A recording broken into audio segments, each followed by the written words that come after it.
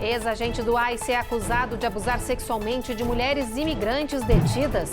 Levantamento mostra que 1 em cada 5 habitantes dos Estados Unidos fala outro idioma além do inglês. Depois de anos difíceis com a pandemia, taxa de desemprego entre latinos cai para 3,9% no país. Embaixada do Brasil nos Estados Unidos homenageia cientistas brasileiros que lideram projetos importantes aqui no país. E o final de semana é para ficar de olho nas águas. Um brasileiro é cotado como favorito para ser campeão do Mundial de Surf Adaptado na Califórnia. Esse surf do dia a dia, colocar lá na competição e trazer o ouro de volta para casa.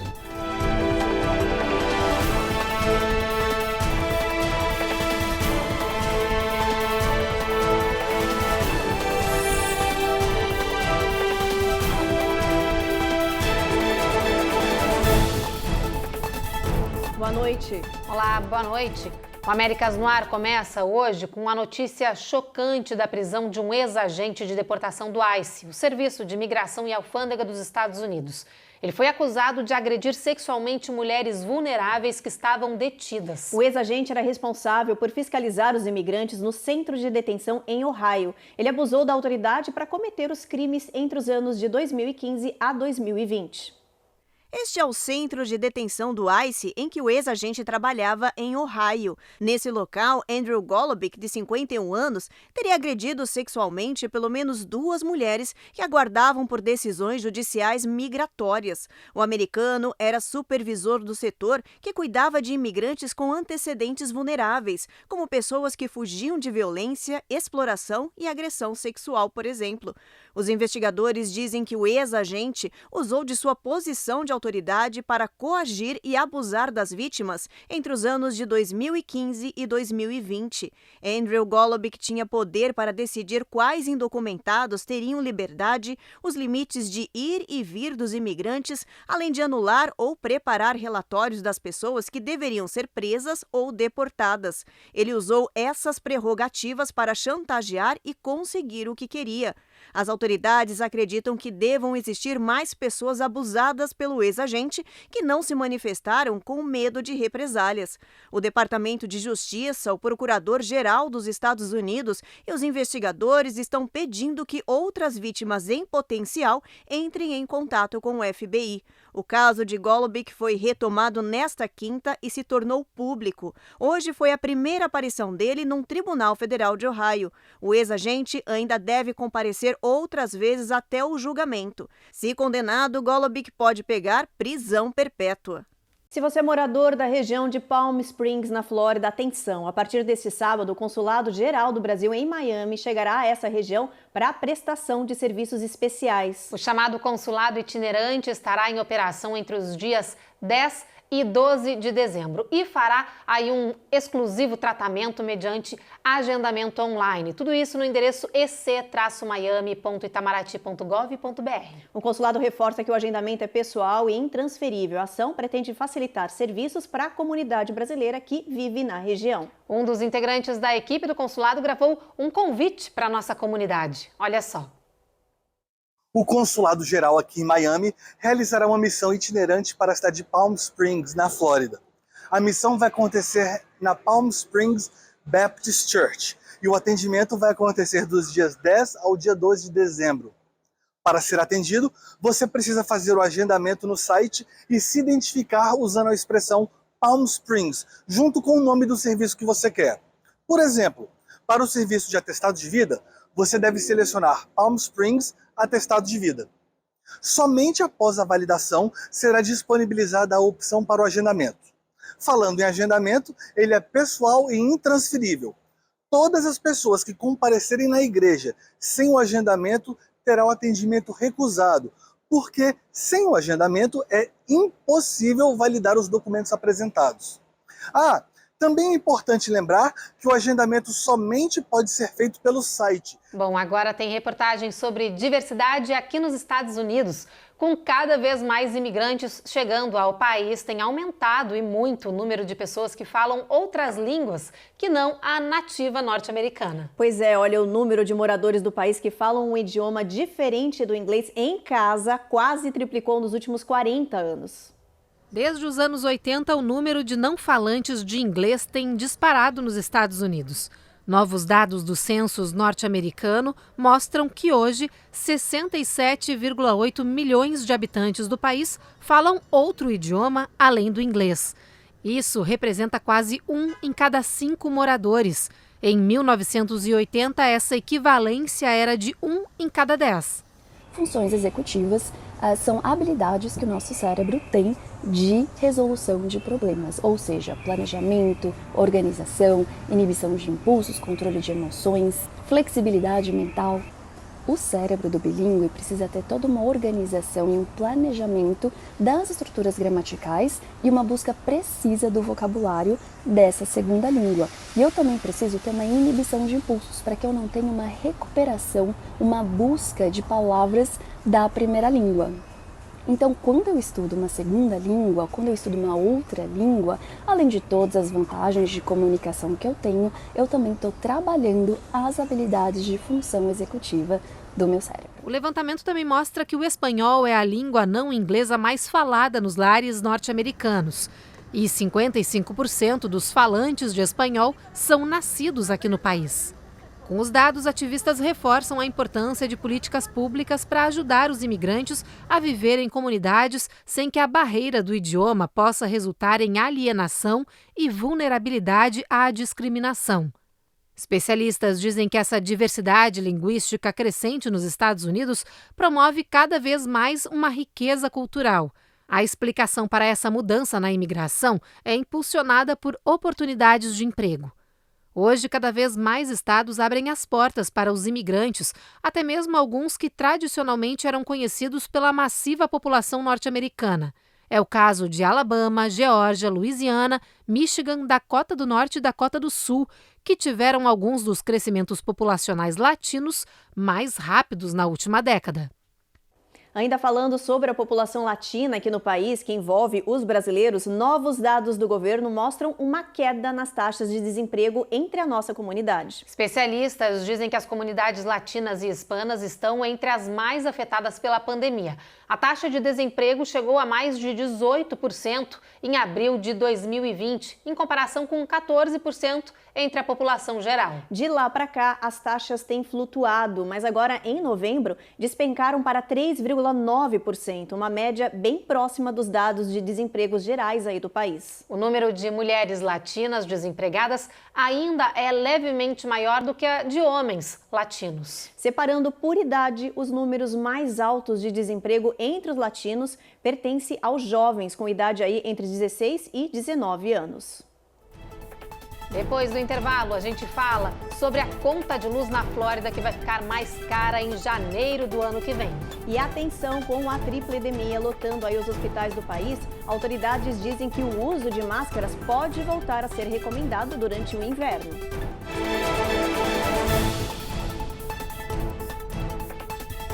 Américas no Ar. Oferecimento Rejub Chef. Melhore agora sua qualidade de vida. Perm Shield. Precisando construir ou reformar seu ambiente? Temos o piso ideal para você. Acesse permshield.com.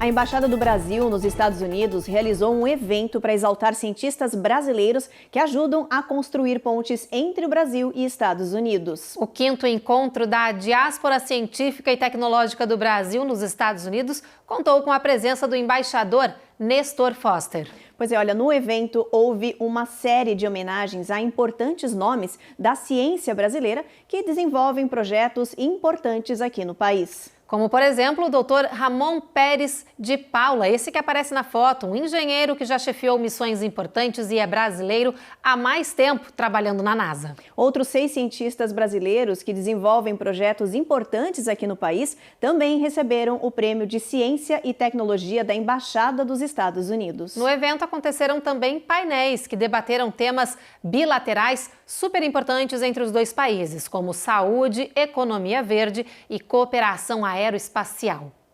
Bom, e às vésperas das festas de final de ano, cientistas estão incentivando as pessoas a voltarem a usar as máscaras faciais por causa do alto número de contaminações da chamada tripledemia. Pois é, olha, 3 vírus que estão provocando doenças respiratórias com sintomas parecidos. A gente está falando da Covid-19, da gripe e do RSV. Em todo o país, hospitais estão lotados com internações. Os médicos orientam as pessoas a usarem as máscaras em locais fechados, principalmente nas festas de final de ano. Com a chegada do inverno, o número de doenças respiratórias vem crescendo e deixando vários hospitais sobrecarregados. Os especialistas dizem que os centros de emergência estão mais cheios agora do que durante a pandemia, e não apenas por causa da Covid-19, mas também pela gripe comum e por causa do RSV, o vírus sincicial que está afetando dezenas de crianças. Atualmente, segundo o Departamento Americano de Saúde e Serviços Humanos, os hospitais estão com 78% de lotação em todo o país. 10 estados estão com as emergências pediátricas com 90% de lotação. As autoridades consideram que este é o nível mais alto de internações em uma década nos Estados Unidos. Recomenda-se o uso de máscara, essencialmente em lugares fechados, em lugares que tem uma aglomeração de pessoas, e neste caso o avião é um deles, né? As pessoas estão lá fechadas no mesmo ambiente, embora tenha os filtros de ar, então é totalmente necessário, né, e recomendável o uso de máscara nesses ambientes. Não só nesses ambientes, mas também recomendo aí nos transportes públicos, locais de maior aglomeração, restaurantes, né? Ainda não há uma recomendação oficial, mas para a proteção de cada cidadão, de cada pessoa, a Sociedade Brasileira de Medicina de Família e Comunidade recomenda o uso de máscara, assim como lavar as mãos, o uso do álcool gel.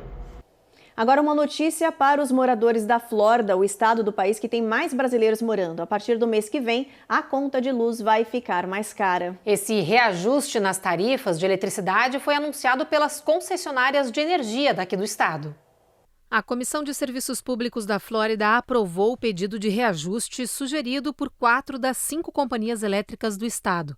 A ideia é usar o aumento da arrecadação para fortalecer a rede elétrica do estado nos próximos 10 anos. Com o reajuste, as concessionárias devem arrecadar 22 bilhões de dólares, que serão revertidos para a cobertura de gastos com instalação de energia solar, conserto de linhas subterrâneas e melhorias em geral da rede elétrica estadual. A Florida Power and Light, a Duke Energy Florida, a Florida Public Utilities Company e a Tampa Electric querem ainda promover um sistema de energia contra tempestades em caso de eventos climáticos extremos. Dependendo da empresa, as tarifas aumentarão entre 7,9% e 15,15%. O menor aumento proposto é da FPL, que cobre a maior parte do estado. Os moradores dessa região devem pagar em média $10 a mais por mês. Já o maior repasse será da Duke Energy Florida, que vai acrescentar cerca de $20 mensais à conta. Os reajustes já passam a valer a partir de janeiro de 2023. E uma iguana causou uma queda de energia em grande escala na cidade de Lake Worth Beach, na Flórida. O acidente inusitado aconteceu na subestação da Avenida 6, segundo a prefeitura. O motivo é que a cauda da iguana teria batido em um transformador, provocando o apagão. O animal morreu na hora. A falta de luz afetou mais de 1.500 moradores da cidade por aproximadamente 30 minutos. A prefeitura diz que trabalha para tentar evitar novos acidentes como este, já que esse é o terceiro do tipo registrado. As iguanas são animais invasores do estado da Flórida e, por serem grandes, afetam linhas de transmissão de energia ao andarem por cima delas. Pois é, elas foram trazidas aqui para o estado por humanos entre as décadas de 60 e 70. Desde então, a população das espécies explodiu. Segundo as autoridades, além de provocar problemas em estações de energia, as iguanas causam danos à vegetação também. Bom, e no próximo bloco tem reportagem sobre as compras de final de ano. Segundo a Federação Americana de Varejo, deve aumentar em até 8% neste ano. E falando em compras, atenção! Autoridades alertam para brinquedos perigosos para as crianças e a gente traz dicas sobre as melhores opções para presentear os pequenos.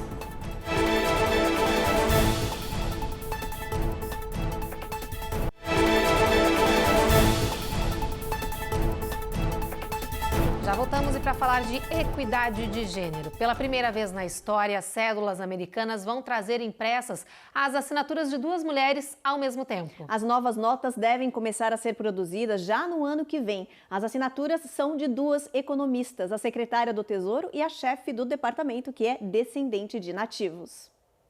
As notas serão de $1 e $5. Elas vão ser impressas desta maneira, com o nome da secretária do Tesouro, Janet Yellen, de um lado, e o nome da chefe do Tesouro, Marilyn Malerba, que é descendente de nativos, do outro. As cédulas que vão entrar em circulação no ano que vem marcam um momento histórico no país. A assinatura de 2 economistas mulheres ao mesmo tempo no dinheiro, algo nunca visto antes. A secretária do Tesouro, Janet Yellen, visitou as instalações de Fort Worth Bureau para observar em primeira mão como vão ficar as notas com as assinaturas femininas.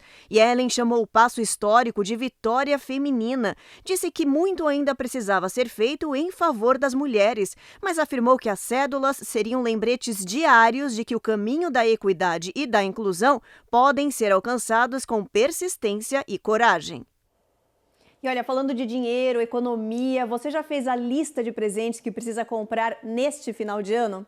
Apesar da inflação alta, dos preços caros e do medo aí de uma recessão, os consumidores estão planejando gastar. Pois é, a previsão é de um aumento nas vendas de até 8% nesse Natal. Serão presentes menores, mas a população vai gastar. E sabe como ela vai pagar?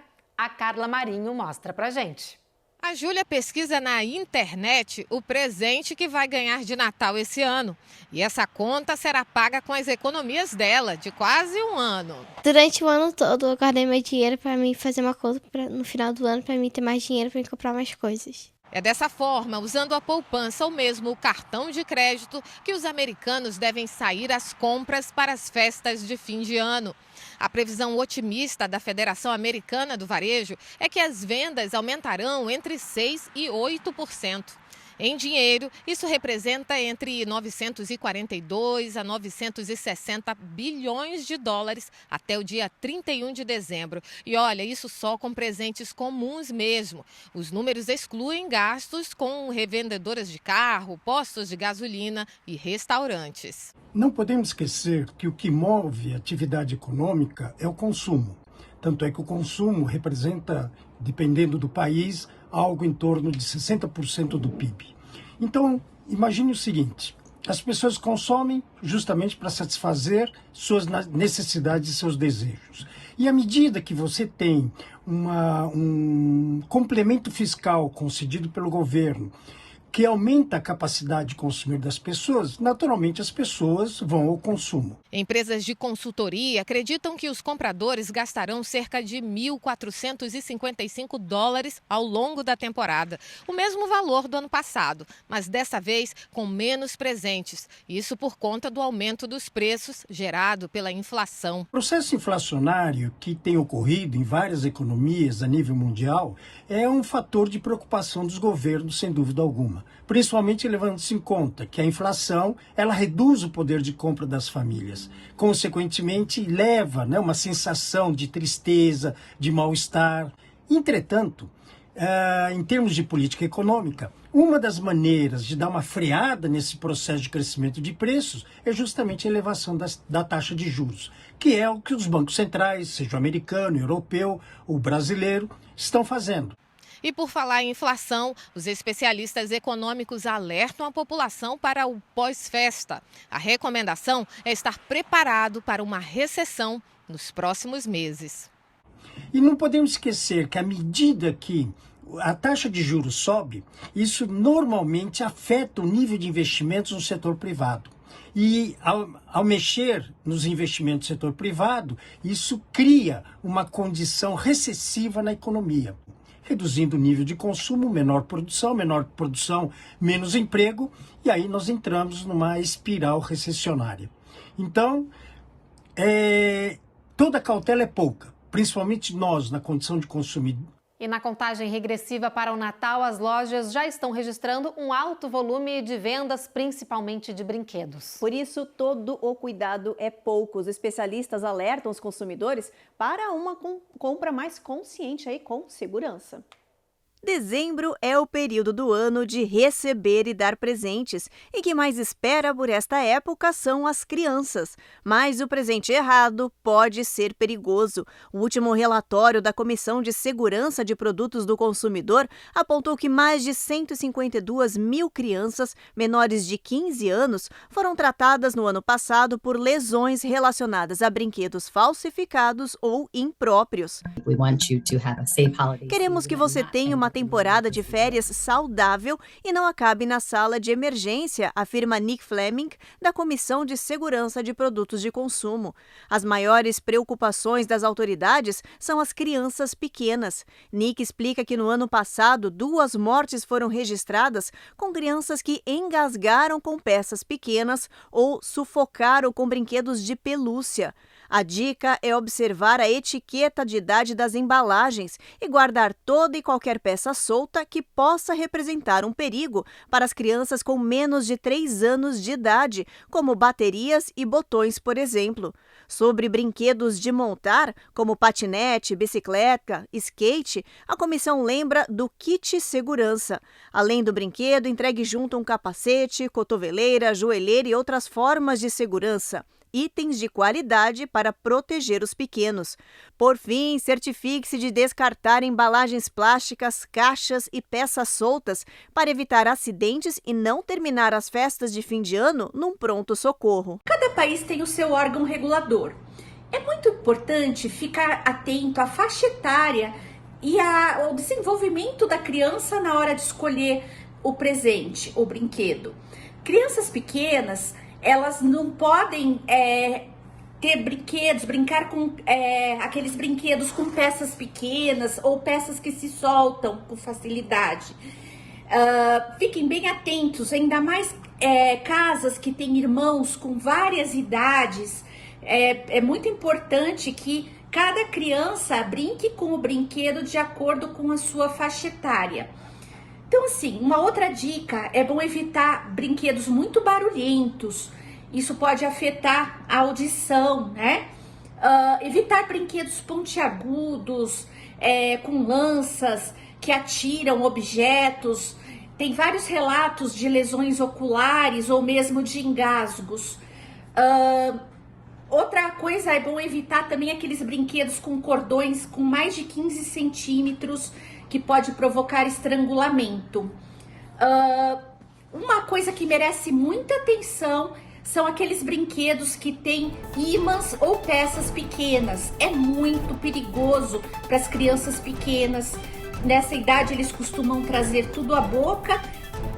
No próximo bloco, a gente traz os detalhes da tempestade de inverno que vai trazer ameaça de nevascas, tornados e inundações na próxima semana. E tem todos os detalhes do Campeonato Mundial de Surf Adaptado, que está rolando na Califórnia. E olha, o Brasil está bem representado no torneio.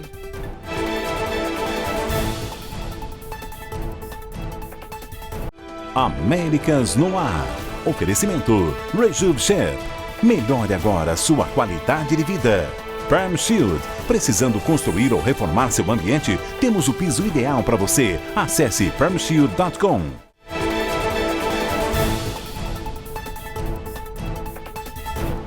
Você já percebeu que toda vez que a temperatura muda, fica mais frio, tem sempre alguém resfriado perto de você? Aí surge aquela dúvida, por que isso acontece? Pois é, Ruth, todo mundo se faz essa pergunta. O que afinal acontece no corpo da gente para que a gente fique doente nesse período do ano?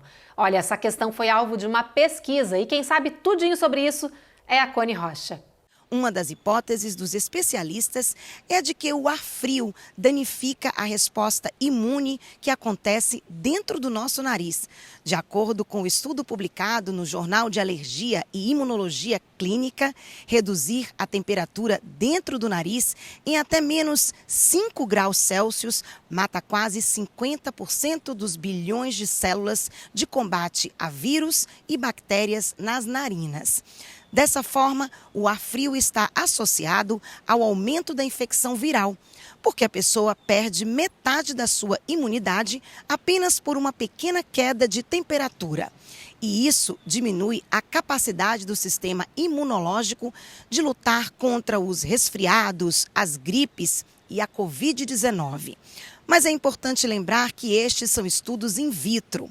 Embora os pesquisadores estejam usando o tecido humano no laboratório, não é ainda um estudo realizado no ser humano.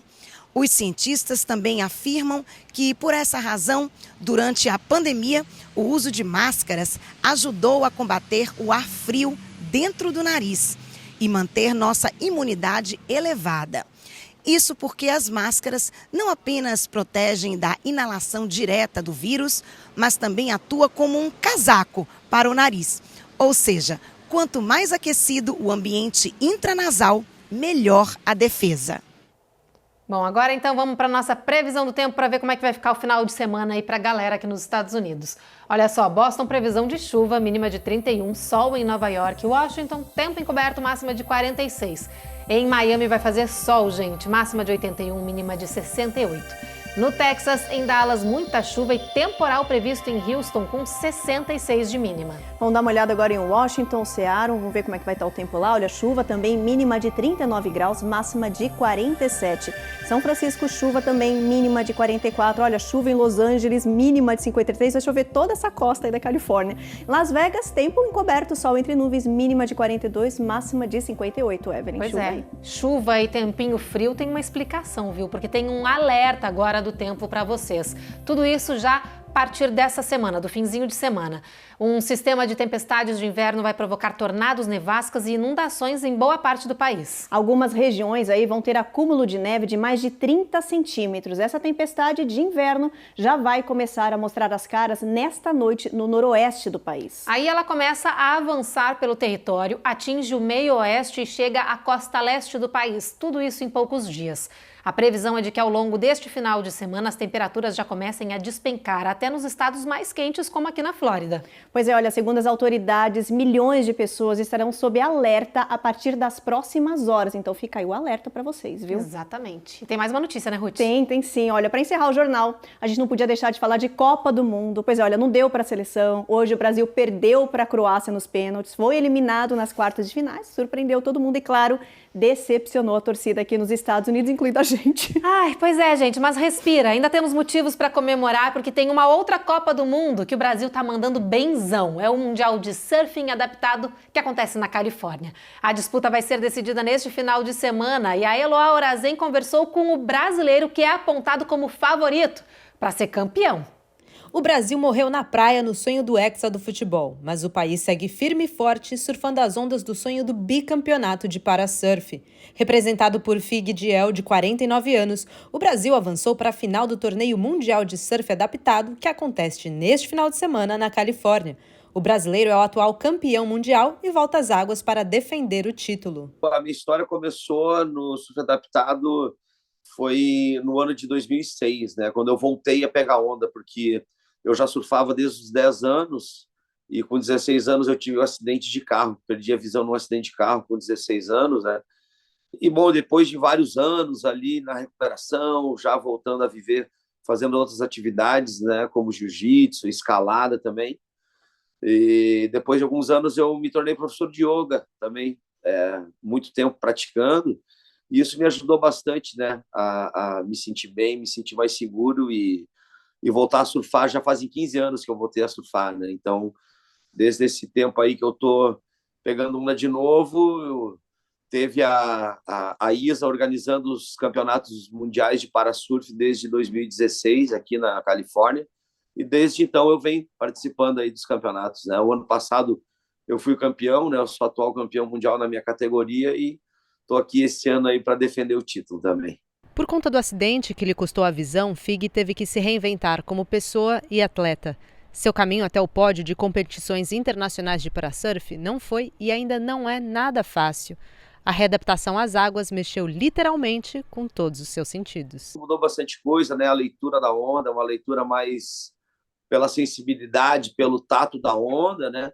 E a escolha da onda também, né? Hoje em dia quem faz a escolha das ondas que eu vou surfar são os meus amigos, que sempre estão na água comigo, e eles, então, tem alguns comandos assim que a gente foi criando no tempo, né, nesse tempo de volta ao surf, né, para eles poderem me colocar bem legal na onda, no momento certo, no lugar exato também, para executar o drop e aproveitar bem a onda, né? Atento às Paralimpíadas de Los Angeles em 2028, quando a modalidade deve entrar para a competição, Fig afirma que deve manter a rotina de treinos diários, mas confessa que, para ele, o objetivo final vai muito além de uma medalha de ouro. A minha rotina de treino é pegar onda todo dia, a gente surfa realmente porque a gente ama surfar, né? E muito mais pela nossa vida, pelo nosso estilo de vida, do que realmente um treinamento para atleta, assim, né? Então, a minha vida é muito mais voltada ao yoga, a prática de yoga, que eu dou aula todos os dias, né?